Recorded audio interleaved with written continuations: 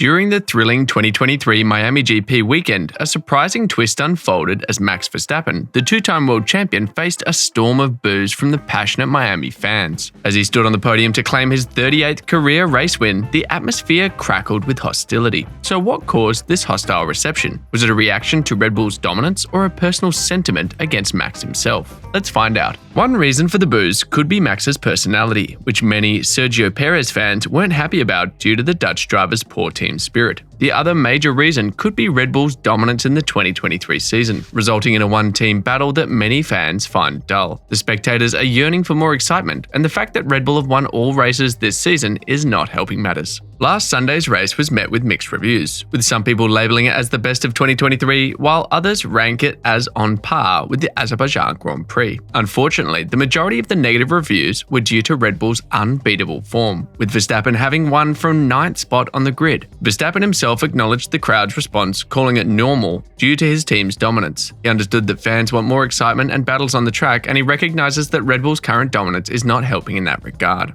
Verstappen said after the race, "I think it's normal when you're winning, and they don't like who is winning. So this is something for me which is absolutely fine as long as I stand on the top. I take the trophy home and they go back to their houses and they can have a nice evening." Interestingly though, Lewis Hamilton never really experienced the same fan treatment during Mercedes' dominant era, where he claimed 6 world titles in 7 years. The 38-year-old does understand why fans are currently reacting the way they are, and even he has noted that the regulations aren't working, despite F1's best efforts to close the field. Hamilton fears that unless a solution is found, Formula One could continue to face significant challenges in the coming years. Hamilton stated, "It's not my job to convince people to watch a sport. I'm not watching, so it's not boring for me, but as a fan watching, I can understand because it's not as competitive as maybe the NFL or the NBA at the moment. As a sport, F1 has tried to bring the teams closer, but it never seems to work." Hamilton added, "All I can say is that we're working as hard as we can to close up and get back and give them more of a fight. It's just unfortunate that we still see the same sort of gaps between the teams. I don't know what the solution is for the future, but we are going to have to adapt to these regulations. Otherwise, it could be the same as it is now for years." Hamilton is just one of the many voices calling for changes in the sport. Despite F1's best efforts to close the gap between the teams, it seems that Red Bull is currently too far ahead of the competition. The question that now lingers in the air is what steps will the sport take as the season progresses to ensure riveting and fiercely competitive racing, thus captivating the hearts of fans worldwide. We will talk about that soon, but first, let's delve into some noteworthy instances where the rulebook underwent revisions seemingly aimed at slowing down a dominant team. Throughout recent seasons, the FIA has implemented alterations that appear specifically designed to impede the progress of formidable forces on the grid. In 2020, Mercedes W11 was a car to beat, with its revolutionary dual-axis steering system catching the eye of the world during pre-season testing. The system allowed Lewis Hamilton and Valtteri Bottas to change the toe angle of the front wheels by pulling or pushing on the steering wheel while going down the straights. While the system was initially deemed legal, the FIA moved to ban it outright by rewording the sporting regulations for 2021. The COVID-19 pandemic hit the world of F1 hard, with reduced sponsorship, viewership, and racing activity. To ease the financial pressure on the teams, the 2020 cars were carried forward into 2021.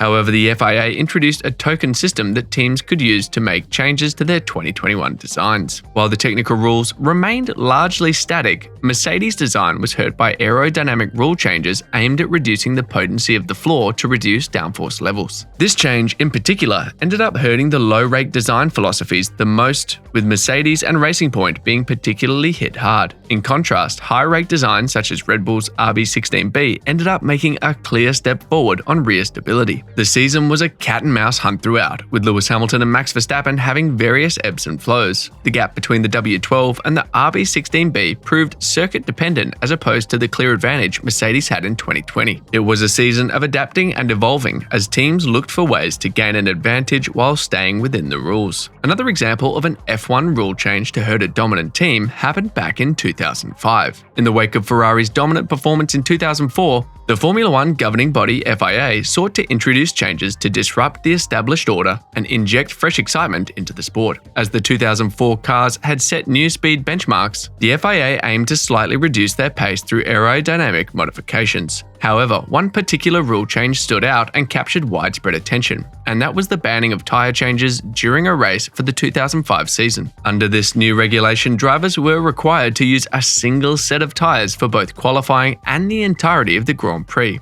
with penalties imposed on those who opted for tyre changes. In hindsight, this rule appeared remarkably absurd, raising obvious safety concerns. It resulted in dramatic incidents, such as Kimi Raikkonen's suspension failure on the final lap of the European Grand Prix when he stubbornly refused to pit for a change of flat-spotted tyres.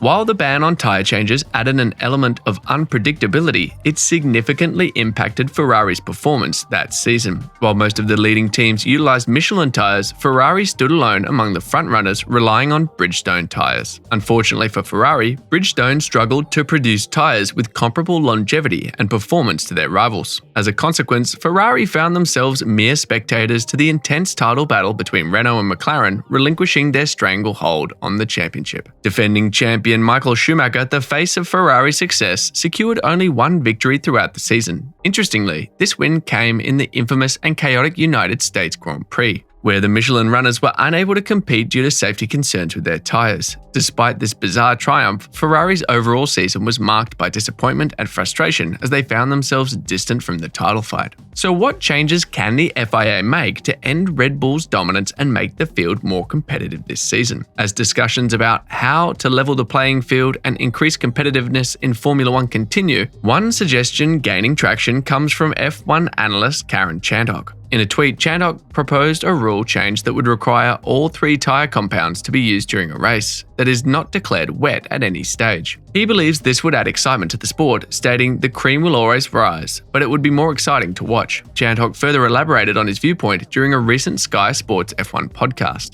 He expressed his frustration with certain races, such as the lackluster event in Baku, which he described as an utter snooze fest. According to Chandhok, his idea of mandating the use of all 3 tyre compounds would result in a 2-stop race, introducing strategic variability and mixing up the order around pit stops. The former F1 driver acknowledged that some engineers have raised concerns about the suitability of the soft tyre in certain scenarios, as was the case in Miami. However, he argued that this shouldn't hinder the implementation of the rule change. Chandhok believes that even if the soft tyre had a limited lifespan, all drivers would still have to utilise it for a set number of laps, creating a thrilling dynamic and potentially reshuffling the pack. Despite Chandhok's persistence in advocating for this regulation since 2016, he expressed his puzzlement over why it hasn't been adopted yet. Whenever he discusses the idea with F1 or FIA representatives, they respond positively, acknowledging its potential, but no concrete steps have been taken to implement it. F1 analyst Martin Brundle, also present during the podcast, expressed his agreement with Chandhok's proposal. He highlighted the excitement of marginal 2-stop races where drivers push their tyres to the limit, as well as the anticipation